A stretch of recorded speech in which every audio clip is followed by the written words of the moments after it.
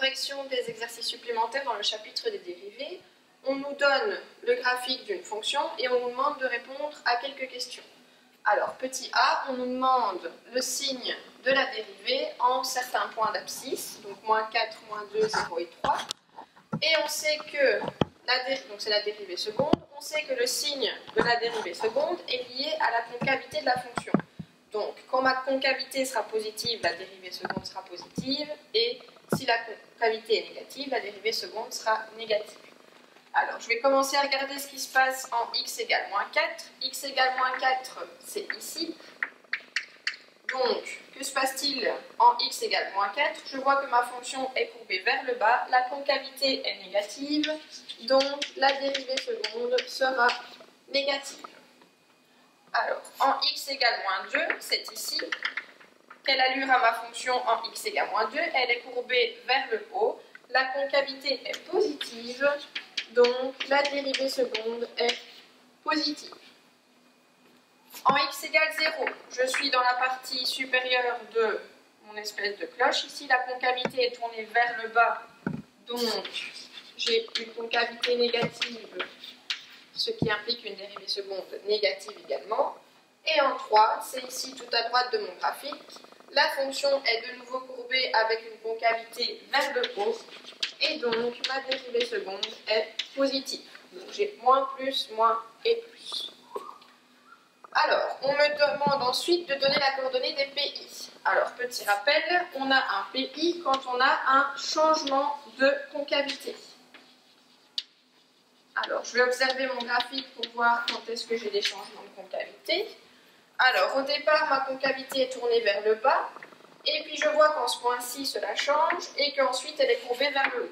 J'ai donc un PI ici.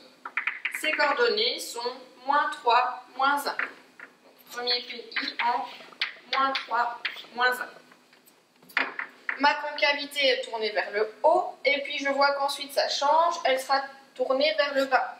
Où est-ce que je passe d'une concavité vers le haut à une concavité vers le bas? En ce point-ci. Les coordonnées de ce point-ci sont moins 1, 1. J'ai donc un deuxième PI en moins 1, 1. Alors, toute cette partie-ci de ma fonction a une concavité négative. Et à la fin, sur la droite, je vois que de nouveau, elle est courbée vers le haut. J'ai donc un dernier PI ici. J'en avais un ici à gauche et il m'en reste un dernier ici.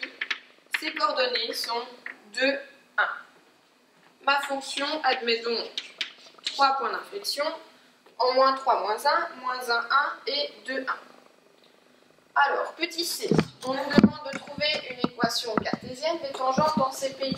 Donc, le premier, c'est en moins 1, en moins 3, moins 1. Ensuite, j'en ai un en moins 1, 1. Et le dernier en 2, 1. Alors, ces tangentes sont déjà représentées sur mon graphique.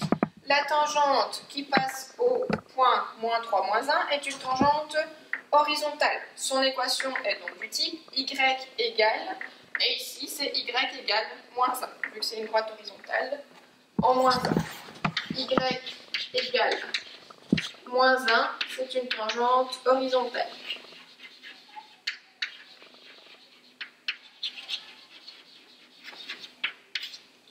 Alors, ensuite en moins 1, 1, donc c'est donc ma droite ici. Cette droite passe par, d'office, le PI moins 1, 1, et je vois qu'elle passe également par 0,3. Donc l'ordonnée à l'origine, c'est 0,3. Donc passe par 0,3. Alors, pour trouver l'équation de ma tangente, je vais devoir trouver la pente, et j'ai l'ordonnée à l'origine, donc je sais que P vaudra 3. Alors, si je mets mon équation sous la forme y égale mx plus p, je sais que p vaut 3 vu que c'est l'ordonnée à l'origine, et pour trouver m, je peux faire la formule delta y sur delta x. Delta y, 3 moins 1, ça va faire 2, sur 0 moins moins 1, ça fait 0 plus 1, 1. Donc ma pente vaut 2. Mon équation, c'est donc y égale 2x plus 3. Voici la deuxième. Et alors, il m'en reste une, celle qui passe par le point 2, 1. Alors, je vais essayer de trouver un autre point de passage. Je vois clairement sur mon graphique qu'elle passe aussi ici par le point 3 moins 1. Donc, je vais indiquer, passe aussi par 3 moins 1. Et de la même manière, si je garde la forme y égale mx plus p, je peux trouver la pente et l'ordonnée à l'origine.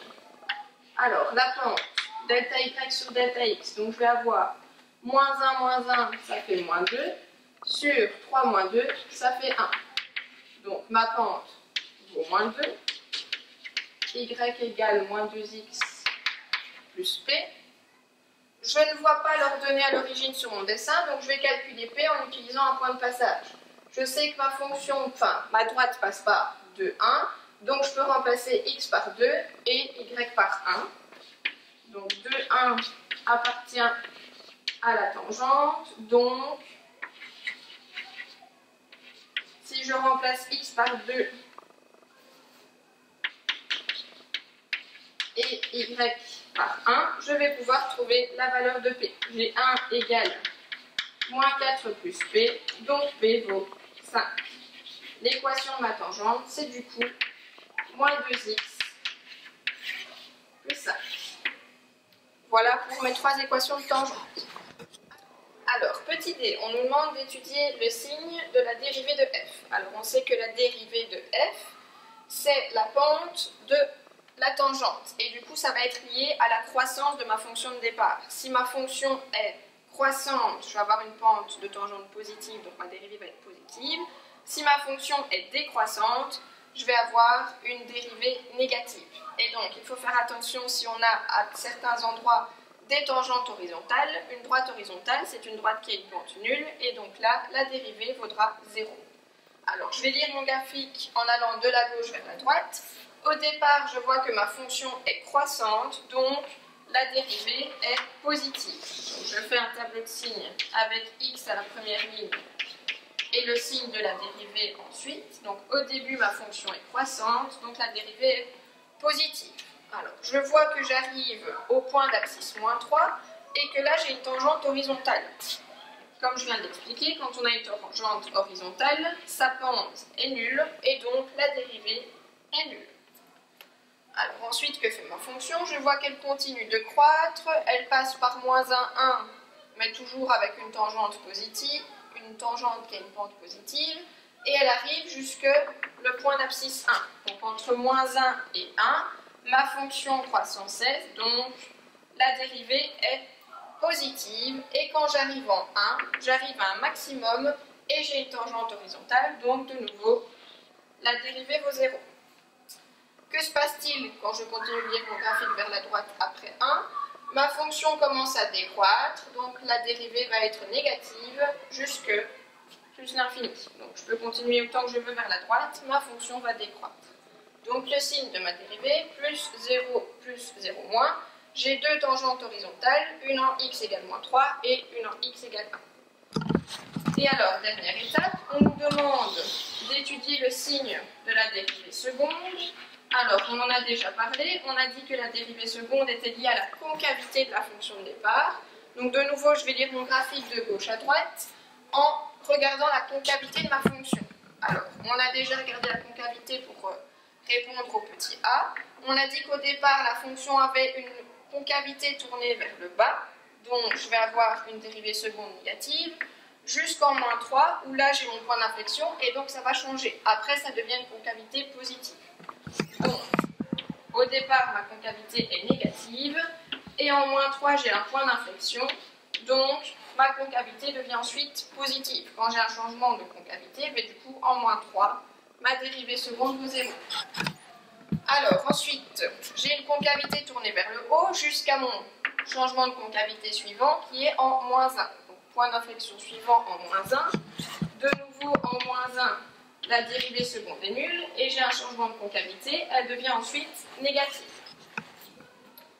Elle reste négative jusqu'en 2. Donc, entre mes deux PI, ici, j'ai ma cloche qui est courbée vers le bas, donc c'est une concavité négative. Dernier PI en 2.